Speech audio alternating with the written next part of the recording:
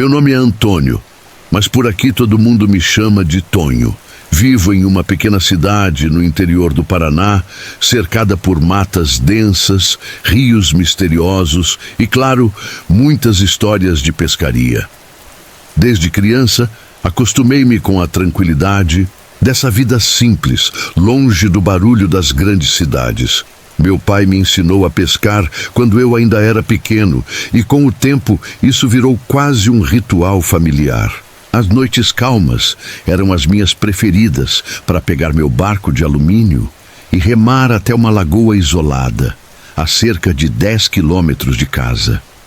A Lagoa Negra, como era conhecida, tinha esse nome por um bom motivo. Suas águas escuras e profundas eram rodeadas por árvores altas que pareciam esconder segredos antigos. Algumas pessoas da vila juravam que aquele lugar era assombrado, mas eu nunca dei ouvidos a essas histórias. Já havia passado inúmeras noites pescando ali e, no máximo, o maior susto que levei foi quando um peixe escapou da linha no último instante. Porém, naquela noite em especial, algo muito diferente aconteceu. Saí de casa por volta das 7 da noite, logo depois do jantar. Como de costume, minha esposa resmungou, dizendo que era perigoso pescar sozinho e àquela hora, mas eu apenas ri e garanti que sabia me cuidar. Peguei minha tralha, amarrei o barco na carroceria da caminhonete e segui viagem. O trajeto até El Lagoa era tranquilo, uma estrada de terra bem conhecida, e naquela noite o tempo estava firme, sem risco de atolamento. Quando cheguei, encontrei exatamente o que mais gostava: silêncio absoluto, com a lua cheia iluminando o céu. Com calma, coloquei o barco na água e remei até o centro da lagoa, o ponto onde os melhores peixes costumavam aparecer.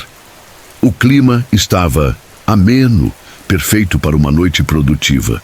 O tempo foi passando e, mesmo sem pegar nada, eu não me incomodava. Para mim, a pescaria sempre foi mais sobre o momento de paz do que sobre a quantidade de peixes. Porém, de repente, a vara envergou, com força, e eu senti um peso inesperado na linha. Meu coração acelerou. Talvez fosse o grande peixe que eu esperava há tanto tempo. Com cuidado, comecei a puxar a linha, dando tempo para que a fisgada fosse certeira. Mas algo estava estranho. O peso era sólido, sem a resistência típica de um peixe lutando para escapar. Fui puxando devagar até que algo começou a emergir da água. No início, pensei que fosse um tronco ou algum objeto jogado ali, mas conforme se aproximava, percebi que era um saco grande, escuro, amarrado com cordas grossas. A primeira coisa que passou pela minha cabeça foi que alguém poderia ter jogado lixo na lagoa, algo que infelizmente não era incomum. Mas assim que o saco encostou no barco, um cheiro insuportável subiu pelo ar. Um fedor podre, sufocante, que me fez engasgar. E foi aí que aconteceu algo que fez o sangue gelar nas minhas veias. O saco se mexeu. Me afastei instintivamente, quase derrubando a vara no processo. O barco balançou levemente, enquanto eu tentava processar o que estava acontecendo.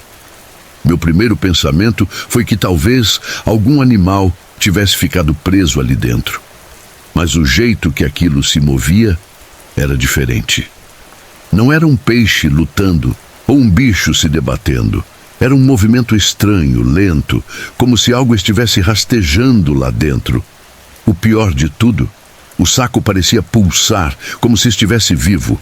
Engoli em seco e, com as mãos trêmulas, puxei meu canivete do bolso. Não. Sabia exatamente o que faria, mas a mistura de medo e curiosidade não me deixava simplesmente ignorar aquilo.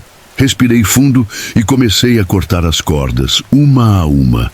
Cada fibra que se rompia parecia aumentar minha ansiedade. Meu coração batia tão forte que eu podia ouvi-lo nos ouvidos. E então, quando finalmente consegui abrir uma fresta no saco, o que vi fez meu estômago revirar. Dentro do saco havia restos de algo que, à primeira vista, pareciam ser partes de um animal. Mas quando olhei melhor, percebi que não era isso. Eram membros humanos, braços, pernas, um pedaço de rosto deformado pela água. Era como se alguém tivesse jogado aquilo ali há dias. O horror tomou conta de mim, um medo tão profundo que minhas mãos ficaram dormentes. E então o saco se mexeu de novo, dessa vez com mais força. O desespero tomou conta. Vi algo que me fez querer correr dali o mais rápido possível. Uma das mãos dentro do saco, inchada e apodrecida, começou a se mover sozinha. Foi a gota d'água.